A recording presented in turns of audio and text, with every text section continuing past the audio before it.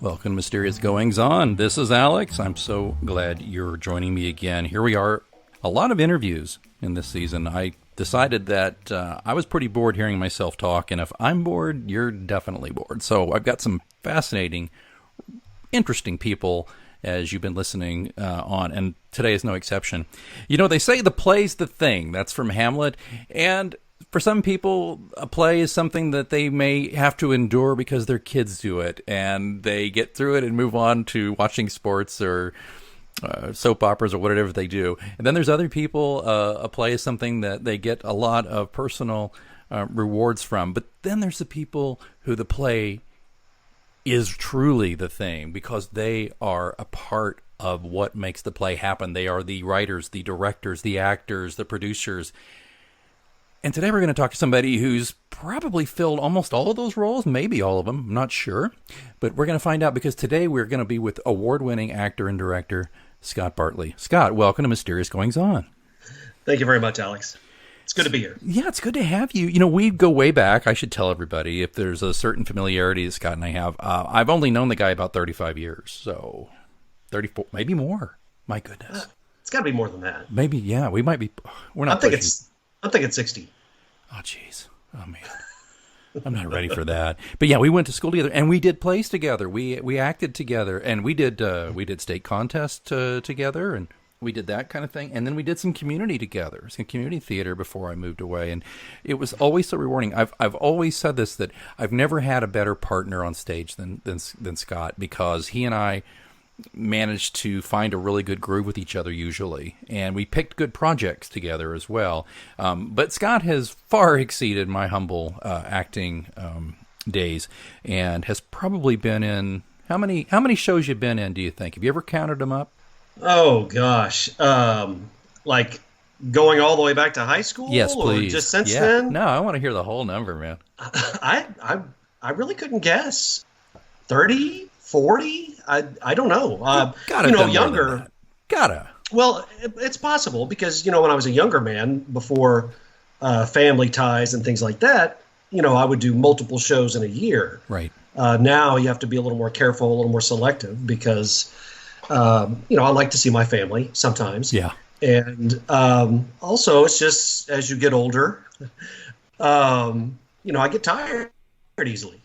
So I have to be a little more judicious about choosing what shows I want to do and the time I'm going to commit and things like that. So I don't know, 40, 50. Wow. It's phenomenal. And Scott's a triple threat too. I'll embarrass you a little bit. You can not only act, you can sing, and you can dance. You can do it all. And that's a rare combo. I couldn't. I can kind of sell the song if I have to, but I'm not a good singer, and I'm not a great dancer. I'm a decent actor. You got it all three going on, man. So you must be in big demand. I'd say I'm more of a 2.5 threat. I would never call myself a dancer. I can move. Yes. On stage, you can. And I can usually sell a song. I even a few years back had to learn to tap dance for a show, and I'd like to think that I mostly pulled it off. I had people coming up afterwards going, "Oh wow, so how many years have you been taking tap?" And I said, "About 2 months." So, you get good people that teach you, so it looks like you know what you're doing. So I would never call myself a dancer, but I do okay. And once again. In my younger days, I was a little better. Now it's hard to even just walk across stage without falling over. So, Let's just get into it though because there's so much going on in what you're doing now that I want to talk about with the full grace of maturity in your acting and in what you're doing in your art. But what drew you to this? And you can start at school, I guess, because that's where we met on the stage, basically. What drew you to acting? That's such a broad question. I guess. My first taste of it came in grade school. Like with most kids, you get on stage and you do a little thing here and there. And I think it was maybe 6th grade, and we did a production of Robin Hood at my elementary school. And I was the sheriff of Nottingham, and my mom. Yes, I know. And believe me, I was evil with my giant glasses. But my mom made me the costume and got to go up there, and it was a lot of fun. And I remember thinking, wow, I really like this. Unfortunately, then, back in those days, it was junior high and high school. Now it's middle school. And, these kids today, they don't know. But so I went to junior high, as you did, and we went to different junior highs. Right. The one I went to didn't have a drama program. And so for 3 years, I really, the only stage experience I had was in vocal music and show choir and things like that. But then when I got to high school and hooked up with you, the bug just bit me hard. It just, I don't know. There's so many different possible reasons I could give you for being drawn to it. The vain answer is just the glory and the joy of being on stage and hearing people laugh and cheer for you. And that was probably it to begin with. And I won't lie, that's still a little bit of it. But now it's more challenging myself, pushing myself, seeing what I can accomplish and what I can't. And I guess bottom line, I really enjoy entertaining. I try to somewhat in my everyday life. I'm a high school teacher, and so you have to entertain on a daily basis if you want to keep their attention for more than 3 minutes. There's a lot of things, but I think initially what drew me to it was just the excitement, the thrill of being on stage live. Anything could happen, and having your peers and your parents and your aunts and uncles come and cheer and tell you how wonderful you are. It's a heady thing. It is. And when you're a younger person and fraught with, and I'm not saying you specifically, but when you're a young person fraught with insecurity and how do I fit in and can I please be good at something, Lord, and you're so good and so entertaining. And that's why I loved working with you, because you and I played off each other so darn well. And we were great at entertaining people, but you just had it all going on though. But then you also, I remember in school, you had the vocal music side, which you still did. And you're entertaining there. And I remember going to some of your vocal music performances, and you made those, I think, more entertaining, because I think you not only could sing well, but you could sell the song in an entertaining way, if that makes sense. Because you probably had a lot of kids who could sing well, but they're not great performers. Does that make sense? Maybe I'm not catching that right. No, that makes perfect sense. You can have someone with the greatest voice in the world, but they may not. There's something that I always refer to as stage presence. There are people that I believe that are just naturally gifted when it comes to that when they get on stage, they have a presence, an aura, something that you want to watch. And some people, unfortunately, struggle in that area. And they may be very gifted vocally, and they may be great dancers. I've directed people that were wonderful dancers, technically, but there was nothing going on facially. Yeah. And I call that dead face. Dead face. And I'm like, look, you have these steps wonderfully, but there's nothing happening, and that stage presence isn't there. And so I think that's kind of what you're alluding to. I think that's it. That's it. And you I remember seeing these things. I've seen you do, and I've seen some of other of our friends who were great at this, who could. You didn't have the dead face, and it just made the songs come alive a little bit more. So it's an entertaining thing. It's a lovely gift to have, and it's an awareness that it's hard to teach, as you just alluded to. It's kind of hard to teach that to people, I think.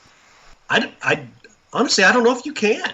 I think people can get better at it, but I think that's why there are professional actors and amateurs, because I think those professionals are the ones that have that gift, that have that ability. I use the illustration a lot of times to my students. I used to teach theater at the high school level. I don't anymore because they drove me crazy. But one of the things that I would tell them is, look, I could go right now and start working out 6 days a week and get a professional trainer and get a basketball coach and work for hours in the gym every day. But I'm never going to play in the NBA because I do not have that natural gift, that natural talent. I can get better. My skills can improve and things like that, but I'll never have that elite talent. And I think it's the same for any kind of performing, whether it's just acting, singing, dancing, any kind of art form. Well, we're both fans of Stephen King, and since this is a lot of writers who listen to this show is, he said about writers, he said he doesn't believe writing good. He doesn't believe you can be taught into becoming a gifted writer. You either are or you aren't. Now, he doesn't say everybody. He says most people can become better, like you said. You can maximize the gifts you have, but if you think, well, if I just write every day for 20 years, I'll be Shakespeare. It ain't gonna happen. No. There's plenty of people who are at that kind of what I like to call the middle of the meatloaf, which is tasty and juicy, and they can do a good job, but you ain't the whole enchilada. See, I've just mixed my metaphors there. So it's interesting because I feel the same way about writing that you're talking about acting and performing. It's not a slight to anybody, because most of the people in professional sports are freaks of nature anyway. And physically, and not just physically, but their minds, the way they can go to the game. So I happen to think that great actors are kind of freaky too. Some of them are so good, they're scary as individuals off stage. And I've once or twice run into people like that, and it's he's like, I enjoy watching you, but I don't want to interact with you off stage any further. But so you did. I know this, you had a great secondary school career, but then you went on to university, right? Now, were you studying theater at university initially, or what were you studying? That's a long, convoluted story. I actually, when I first went to college, I was going to be a music teacher. And that didn't last very long. So then I did make the decision to switch to theater. And so I thought, I can be a theater major. I mean, how hard is that? And I did that for about a year and, took the typical acting, directing classes, things like that. But then that little voice in the back of my head said, what are you really going to do with a theater degree? There's I remember my theater professor at the time said, look, it's not a question of talent. I think you're very talented, but it's such a small percentage of people. And you could say this for any craft that we're talking about, the arts, the athletics, or whatever. It's such a small percentage of people that actually make it to that higher level, actually earn a living at it. And there's so many other aspects that are involved in that. Sometimes things are just out of your control. So, I came to that realization of do I continue with this? Do I not? And so I switched majors again. Oddly enough, then about a year later, I quit school. And I think you remember this. This is when I moved out to California. Right. Because I was accepted to a theater school out there and went out there to pursue that dream. It was not quite what I expected when I went there. I went through an extensive audition process to get accepted to this school. So I thought when I went, it's going to be the elite, the best of the best, all the kids that are coming here, because, I was, I think, 20 when I did this. I thought everybody here is going to be, cream of the crop. And I quickly learned that they weren't. Ooh. And this is going to sound horribly arrogant, which I often do. But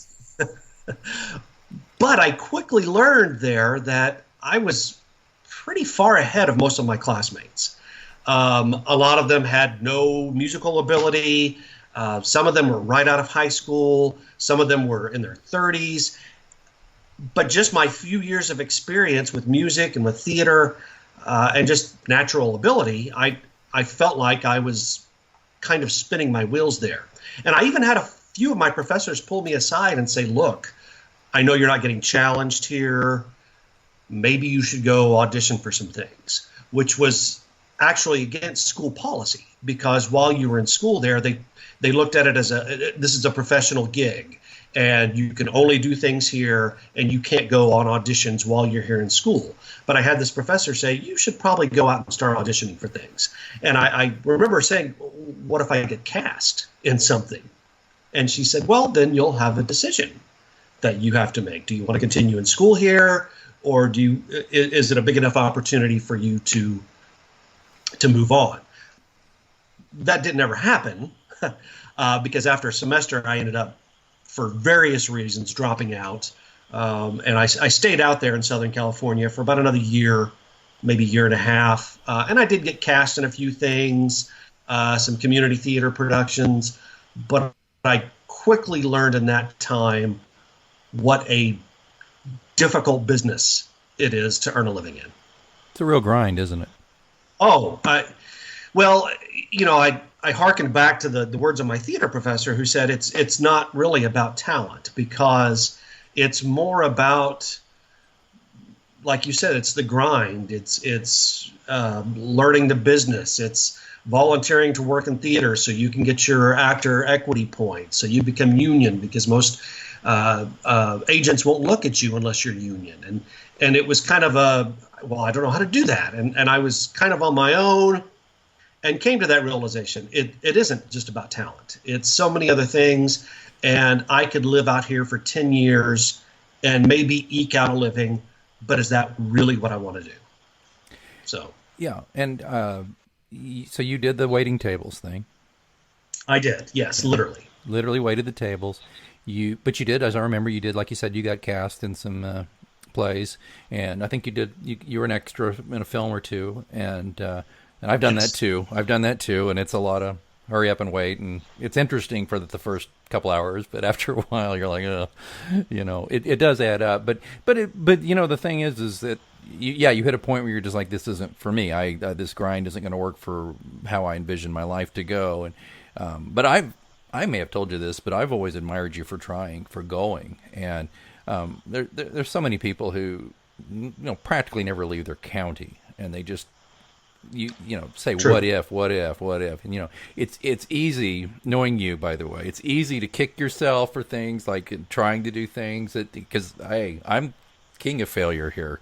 But I like I'm not calling you a failure, by the way, about your acting, but I mean, I'm just talking about trying to do things and not getting the full result that you want, failing or whatever. I mean, there's so many things I've tried to do, as you well know, that didn't work out, but cliche is true in my opinion. It makes you who you are. The reason I'm asking you about this actually, though, is because I want to draw a line back to when you did come home. Did it ever cross your mind that you were just quitting acting altogether at that point? Were you disgusted with it, or was it like, I'm going to regroup and I'm going to perform again? No, I don't think I ever had the thought that I'm never going to act again, because you brought up cliches. It was in my blood. I mean, it was something that I thought, I'm always going to do this at some level, even though it may not be what I originally envisioned it to be. I'm probably not going to earn a living. This is not going to be my profession, but it hasn't taken away the joy, the passion, any of those things. So I decided I would find, other venues, other opportunities for me to be able to perform. And luckily, most places, one thing about Oklahoma, I'll say, and that's where I'm at, is it does have a pretty vibrant community theater program throughout the state. Right. There are some really solid programs here. There are some that are the absolute cliche of community theater, and you go see shows there, and you just kind of sit back in your seat and slump down and put your hand over your eyes because it's somewhat painful. Is it like the third year in a row they've done Oklahoma or something? Exactly, yes. And you see old Mr. Smith from down the street getting up on stage because he's been playing this role for years and years, and he's just god awful. But everybody loves old Mr. Smith, so nobody's going to say anything to hurt his feelings. But and that's probably how they feel about me now.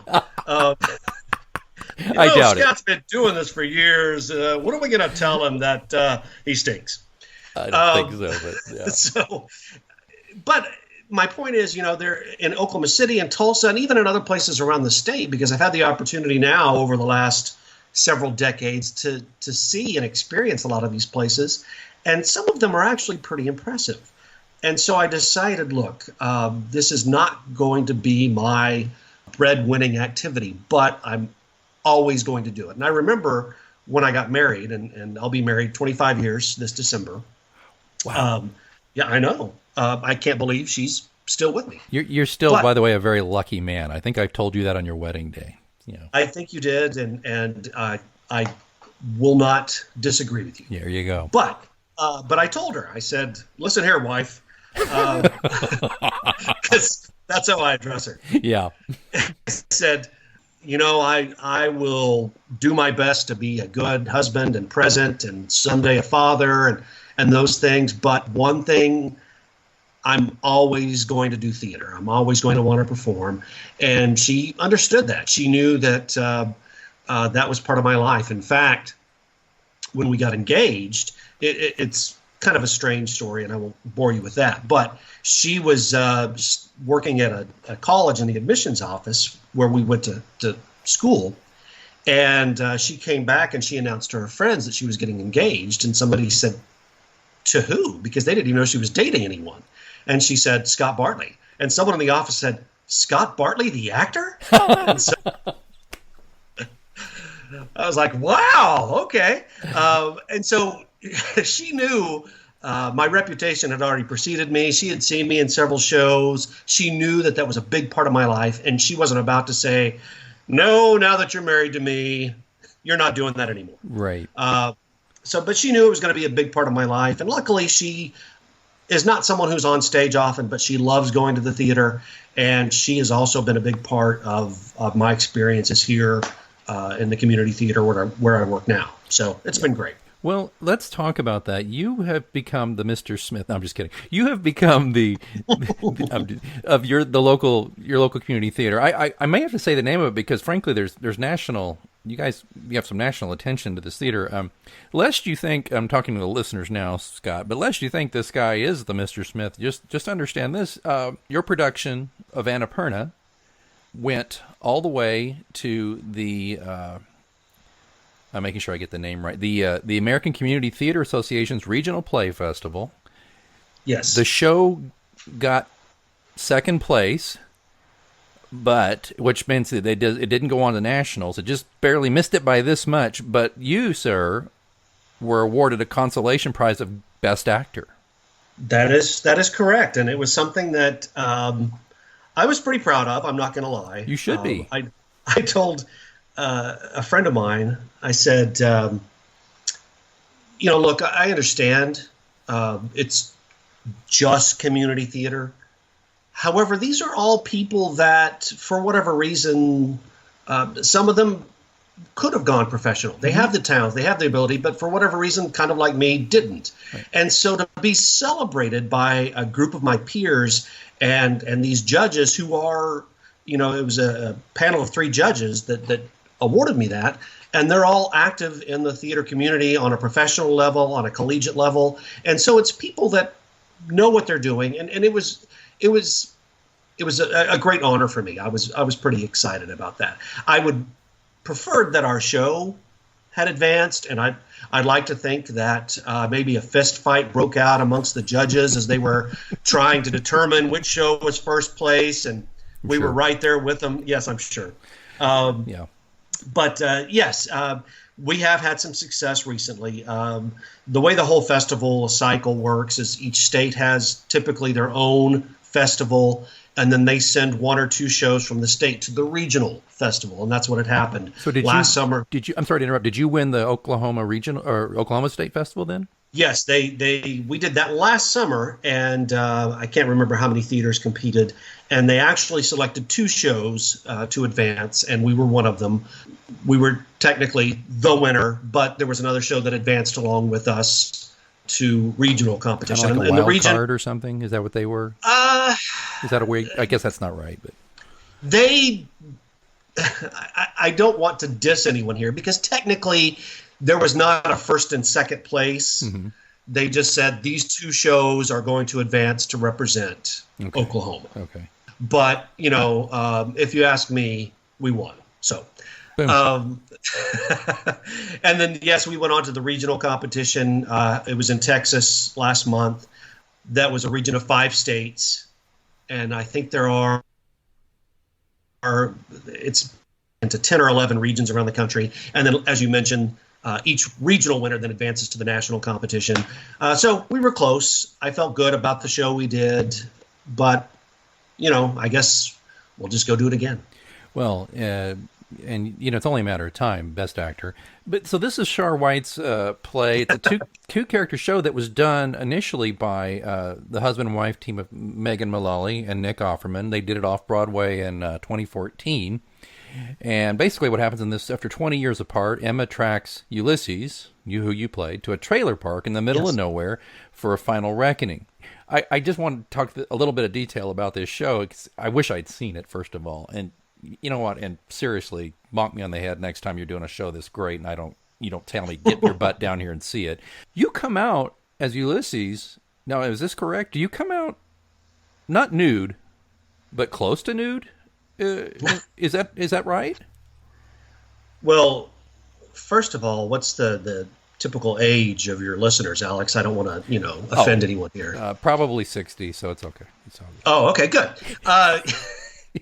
Yes, that is true. The show opens and Ulysses is wearing only a tiny apron. It's kind of described as being almost a loincloth. Now, when Nick Offerman did it, and I know other productions have probably done the same, that's all he's wearing. And so there's a point where he goes to the door and turns around, and the audience gets a nice flash of the behind area. Bye, Cracky. Yes. I didn't, and here's where I'm ashamed of my craft. I didn't go quite that far. I did have the tidy whities on underneath. But I had people tell me later on that, and I wasn't quite sure how to take this. One lady said, I was terrified that you didn't have anything on underneath. And so when you turned around, I was somewhat relieved. And I was like, thank you. So, wow.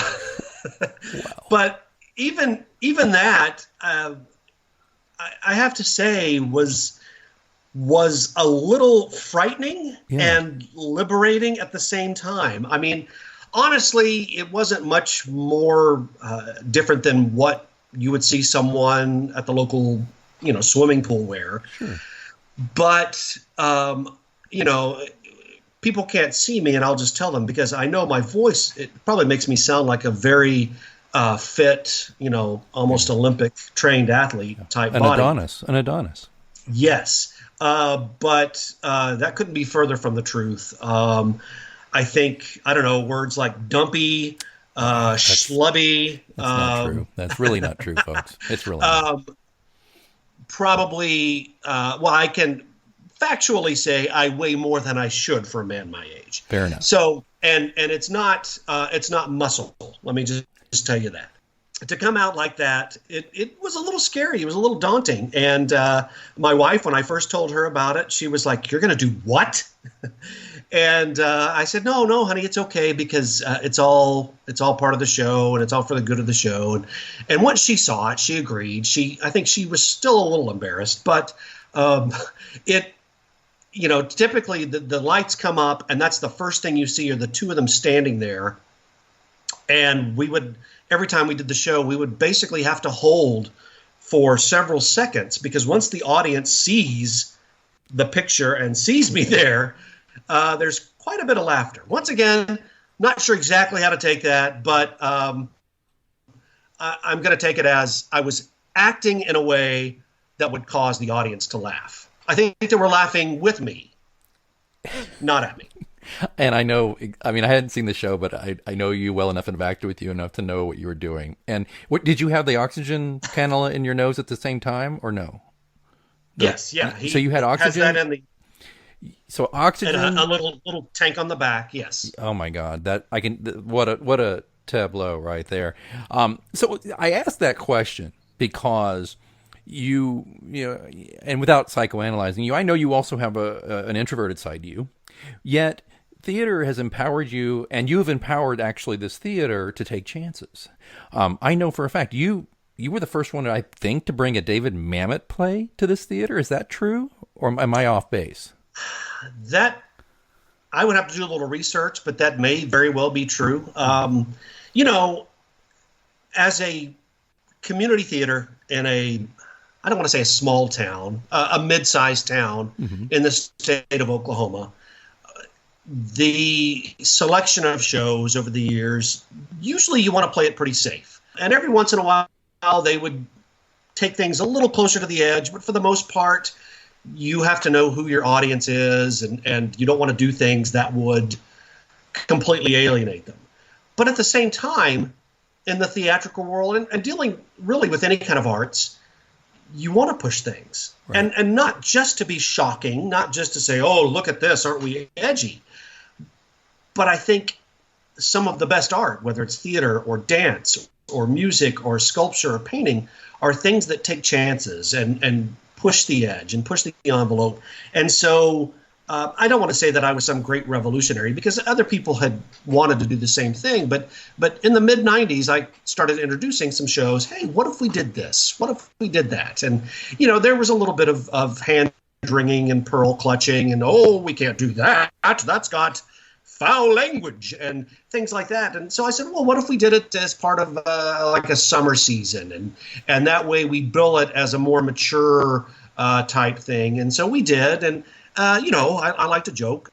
I did several shows like that, and tens of people came to see it and enjoyed it.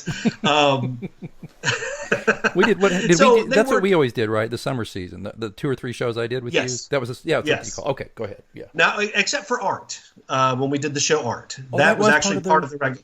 Yes, that was a fun show. It was, and I'll tell you this little quick side story. Every time we start selecting a new season, we always joke about, will it bring in more than Art? Because yeah, that was not a success, was it? No, but I will defend that show to my dying day, because the 16 people that came to see it, they all loved it. And I thought it was a strong production, great acting, great directing, and I will always defend it. But it wasn't a typical regular season type show that involves a lot of people and brings in big audiences. But you're right. We did do the play Oleana, which is a David Mamet script, because when I was in college, I loved David Mamet shows. But as you know, and as some of your listeners may know, when it comes to especially the language, very, very profane. Especially if you look at a show like Glengarry Glen Ross. Oh, yeah. We used to sit and say, gee, how many F words are in here? Let's start counting. And then you lose count. But we have since then, I think, gone a little further. And even in our regular season, we've gotten to the point now where I feel like we've done some shows that 20 years ago we probably wouldn't have. And I think if we don't continue to push, we do our audiences a disservice by only giving them just a small portion and expecting that that's the only thing they can like. And I think there's so much theater out there, and there's so many good plays and musicals that maybe do push that edge. And I want to bring them here because I know there's an audience for them. Well said. And I know this town you're in, and it's not a slight to them, but it's a fairly conservative town. Even though there's a couple of higher education institutions there, it's a fairly conservative community. So you were taking a lot of risks there, and I think it says a lot that the board went with you on these decisions and trusted you. Do you have a position on the board, at the theater now? Are you artistic director of some sort, or on a board member or something? Well, I have been a member of the board now for several years, and I'm just about to finish up my second year as president of the board. So, when you say it's great that I can get board approval, I come in and say, all right, guys, here's what we're doing. And, I kind of come in and say, it doesn't matter what the Constitution says, we're doing what I say. So if that reminds you of anyone else, I'll just leave it at that. Yeah, but you have a way better body. No, it's not like that.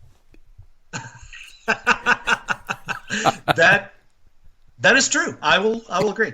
No, I've served as president, and when they approached me about doing it, I thought, I don't know if I want that kind of responsibility, but okay.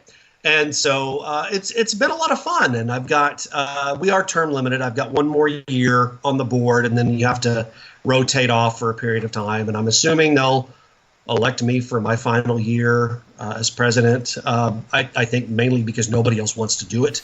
So, but I think I can look at my time during this. We're in the middle of applying for some grants. We're trying to upgrade our lighting system. We just purchased a brand new state-of-the-art light board, and we're hoping that this grant we've applied for will provide us with some additional funds to buy some new lighting instruments to go with it. So we're trying to do some things to make sure our theater is viable for another 20, 30 years. Well, it's a beautiful, beautiful facility, and is it thrust or an arena, or what am I thinking here? It's not a proscenium. No, it's a thrust where you have seating on three sides. Three sides. So now there is a proscenium opening upstage, and you can kind of play things as though you're on a proscenium. But that is one thing as a director that you really have to think about.